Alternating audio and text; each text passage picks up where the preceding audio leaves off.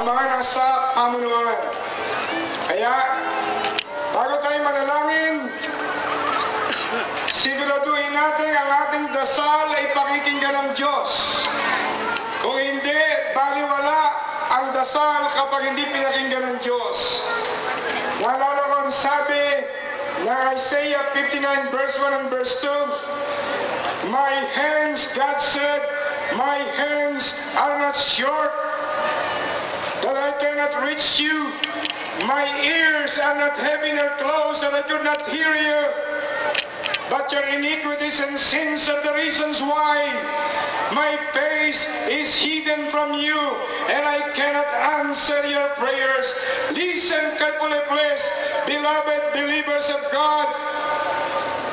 Sabi ng Diyos, ang aking kamay ay hindi mahikli upang hindi ko kayo maabot. Ang aking tenga hindi sarado upang hindi ko marinig ang inyong mga dasal at pananalangin. Subalit ang inyong mga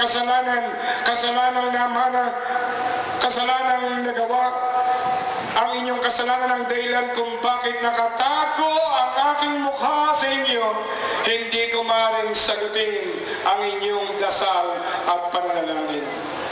Sabi ng Biblia, lahat nagkasala, kabayaran ng kasalanan, kamatayan sa impyerno, buhay na walang hanggan, nirigalo ng Diyos kay Kristo, magitan ni Kristo Jesus, sapagkat kay na lamang ang pag-ibig ng Diyos sa makasalanang sanlibutan, ibinigay niya ang kanyang bugtong na anak, upang sino man na sa kanya'y sumampalataya, huwag mapahamak, kundi magkaroon ng buhay na walang hanggan.